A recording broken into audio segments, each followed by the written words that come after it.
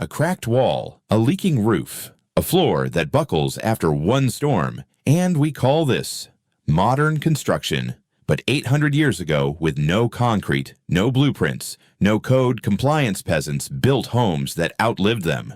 Some still stand today. They didn't have rebar. They had river stones, no insulation, just dirt, straw, and instinct. And yet, their houses stayed dry, warm and still, not because they had more, but because they knew better. They shaped homes from memory, from rhythm, from the way wind bent the trees, and how sunlight kissed the walls at dawn. We spend fortunes on materials. They spent lifetimes learning the land. This video isn't about nostalgia, it's about forgotten skill. Because 7 of their simplest building tricks still beat ours today. And maybe they always did. Medieval peasants didn't build to impress. They built to endure. A house wasn't a project. It was a partner against rain rot, hunger, and winter. There were no architects, just hands, dirt, and memories passed down through smoke-dark rafters. They learned from floodlines, from how mice chewed wood, from where moss grew fastest, and what they lacked in tools they made up for in patience, because a home wasn't built in a weekend. It was tuned season by season, stone by stone. Today, we call it primitive, but to them, it was survival, brick by brick.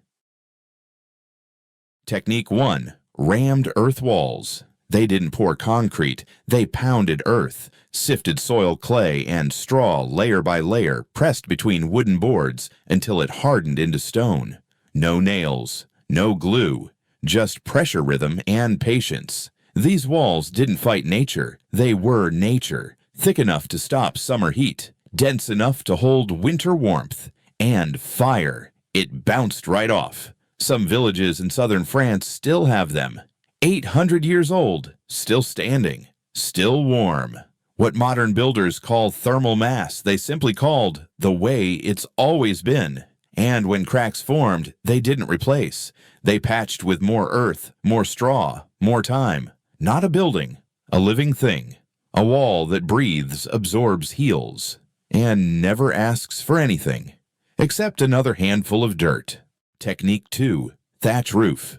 Grass doesn't seem strong, but layer it right, and it becomes a shield. Peasants gathered reeds, straw, heather, laid them thick, overlapping, always sloping down like rain itself taught them how. No tar, no sealant, just plants, gravity, and memory. Done right, a thatched roof could last 40 years. It kept heat and water out, and snow sliding away like silk. It wasn't pretty, but it breathed, letting smoke out, but holding warmth close. It even muffled wind, like a wool hat for your house.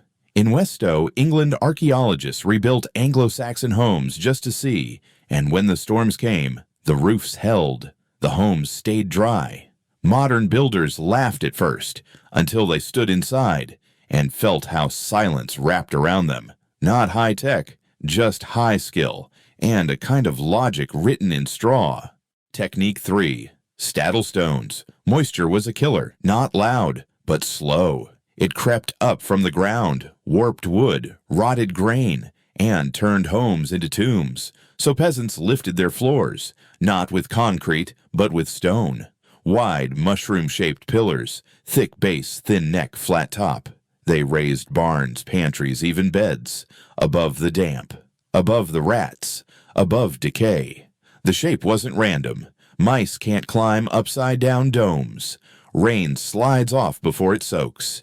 Air moves beneath drying everything. You can still see them in Shropshire. Stone feet, holding up wooden chests of food, safe and dry. Japan had them too, same shape, different name. Proof that smart ideas don't care about borders. It's not height that protects you. It's space. Space to breathe, to dry, to live.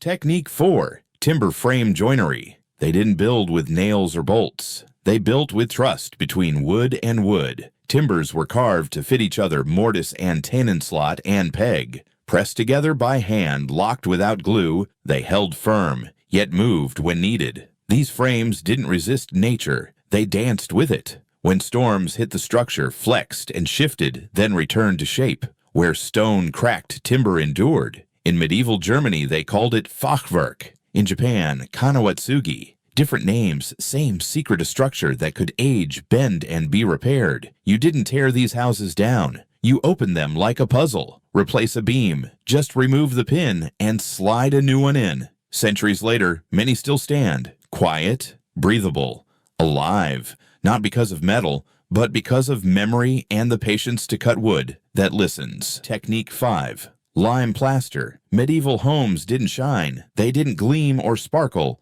but their walls breathed. Instead of paint, they used lime. Burnt limestone slaked with water mixed with sand. It dried slowly, cured over weeks, until it hardened into stone. But the magic wasn't hardness. It was breathability. Lime let vapor pass through, but kept water out. It stopped mold, killed bacteria, and let homes stay dry from the inside. Whitewashed walls glowed softly in candlelight, cool in summer, warm in winter. And when cracks appeared, they patched them, no scraping, no peeling, just more lime. Archaeologists still find intact lime coatings on medieval buildings across Europe, from Italian farmhouses to English manors. And today, builders trying to preserve old homes go back to lime because modern paints trap moisture. But lime lets it go. Sometimes the smartest wall isn't the strongest, it's the one that knows how to breathe. Technique 6. Natural French drains. Medieval people knew water doesn't knock at creeps, through soil, under walls, into beds. And once it's in, it doesn't leave. So they shaped the ground to speak its language. No pipes, no pumps, just gravity stones and quiet intention. They dug shallow trenches along walls and footpaths, filled them with gravel-packed, dirt-woven roots, channels for water to move away from the house, not through it. At Sutton Hoo in England, archaeologists found ancient drainage beds. Simple, shallow, still dry after centuries. They weren't hidden. They were designed, not to stop water, but to give it somewhere else to go. Modern homes often fight water with force. Medieval ones redirected it with grace, because survival wasn't about resisting nature. It was about reading it and responding with your hands before the flood came. Technique 7.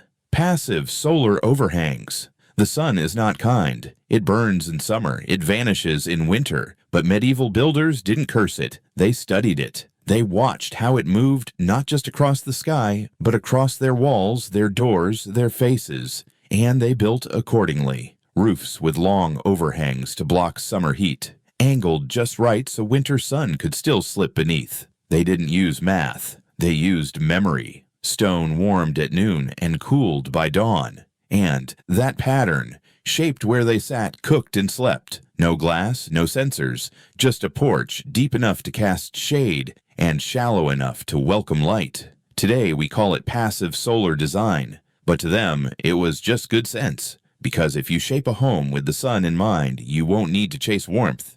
It will come to you. These weren't just building tricks. They were survival choices. Walls that breathed, floors that rose above rot, roofs that knew when to open and when to close. Medieval peasants didn't have plans. They had patterns carved into memory, repeated across generations. Today, we build faster, taller, but rarely wiser. So before you add another gadget, ask yourself, what did they know that we've forgotten? And if one day the power fades, will your home still stand? Or will it remember nothing? If one technique spoke to you, try it and share in the comments. Which one would you bring back first?